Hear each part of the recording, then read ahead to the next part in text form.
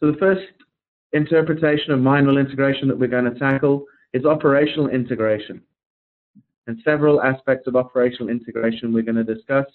Drill-to-mill techniques, increased instrumentation of the drilling stage, particularly in open pit mines, increased adoption of down-the-hole techniques, geophysical techniques classically used in exploration but now in production, face mapping and the advantages and disadvantages of that, blast fragmentation monitoring, as well as a related area of blast fragmentation and comminution optimization, several aspects of online analytics and how they can be physically integrated into the mine.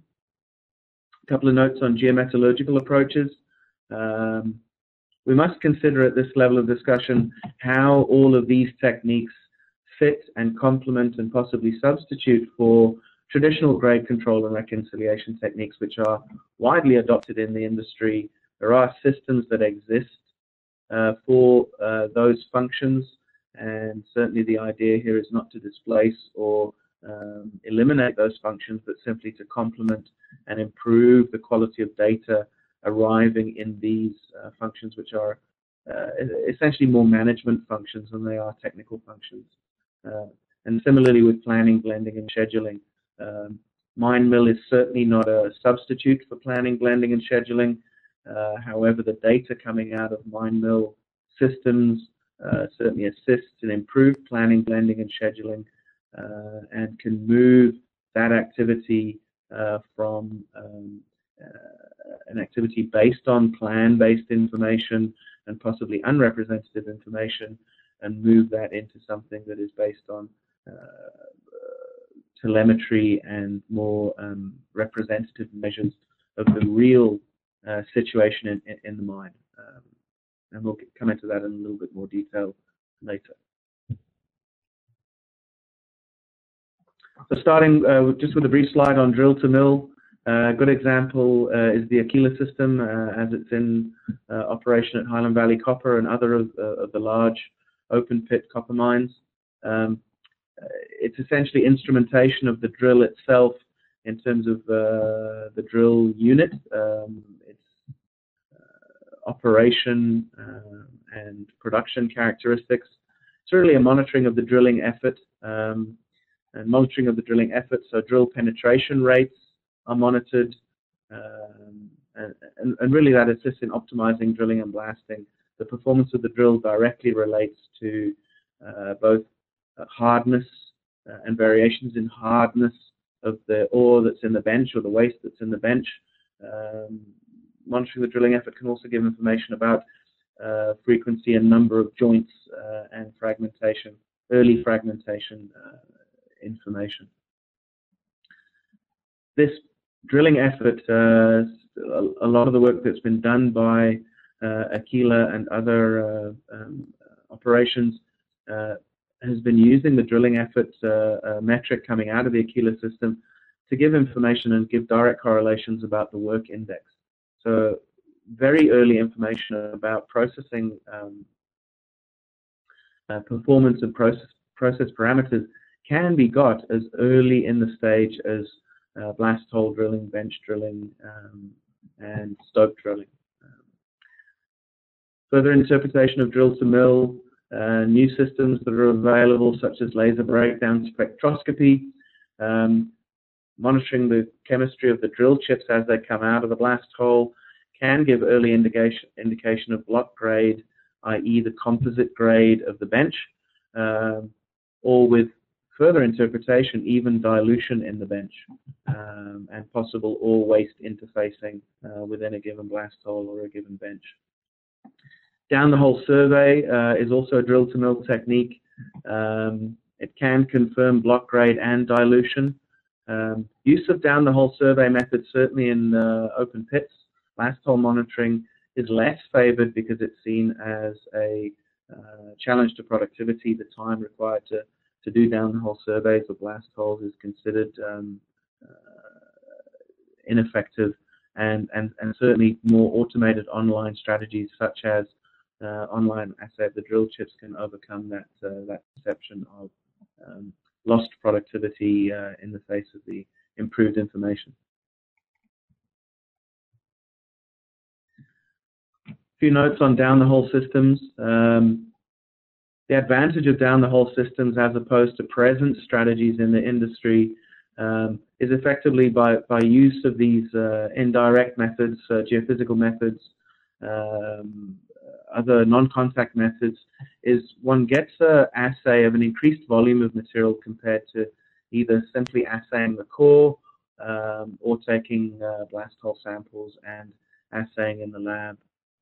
It's also an instantaneous measure of what's going on down the hole, as opposed to what conventionally happens in the mine, where the samples are taken, prepped in the geological lab, sent for assay, and possibly those results might be available the day after. So one has a qualitative, certainly, rather than quantitative, but more instantaneous and more representative measure of what the actual grade and dilution characteristics in a particular blast hole or stope drill hole actually is. It's a complement to analytical techniques. By no means do down-the-hole systems or any other geophysical method substitute for face sampling, chip sampling, blast hole assay, etc. But the advantage here is really that it's early intelligence on the chemistry and grade and dilution of the particular block under consideration at this time. It really represents increased representativity over anything like interval samples or even composites. One of the challenges with blast hole composites is that any information about dilution is really compressed into that composite, and general block grade might be not representative of the occurrence of particularly, let's say, a high-grade vein within the middle of the block surrounded by increased amounts of dilution. So down-the-hole systems can bring out some of that resolution in the actual quality and characteristics of the block. There are several methods. We're going to cover those in detail probably tomorrow in the early session. Methods would include natural or induced gamma, electromagnetic methods, conductivity, magnetic susceptibility, induced potential methods, optical methods, down-the-hole cameras, either infrared or optical, and color scans. All of these have different applications and purposes, which we're going to cover in a bit more detail.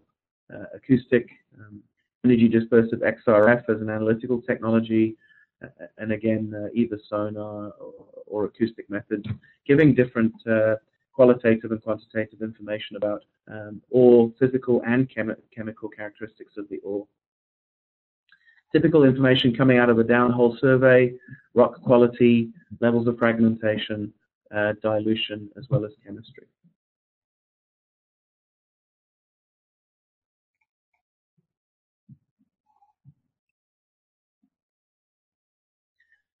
In terms of the online analysis of drill chips, very exciting development in the industry, certainly early adoption by some of the drilling manufacturers. As I said earlier, down-the-hole methods in blast holes often affects productivity. The time taken to scan the blast hole is seen as unpayable in the face of the desire to proceed with the next stage of blasting and mucking of the bench. Online is certainly faster, instantaneous. The laser or X-ray based methods by LSA or Mine Online do give very immediate, early information about bench chemistry, dilution, etc. Essentially, the drill cuttings are analyzed in real time as they come out of the RC hole. They pass the laser breakdown sensor, and chip by chip, particle by particle, the chemistry is scanned and the information is passed to the drill rig, which then transmits the information either by mine radio, dispatch radio frequency, or by Wi-Fi, WLAN technologies in the pit to the mine dispatch or the distributed control system. Confirms the block grade as ore or waste or a combination of both. And it's really an early data point for feed grade to the mill, bench by bench, blast by blast. Getting that early information is really a good process variable and can be used to adjust process parameters in the mill and downstream operation.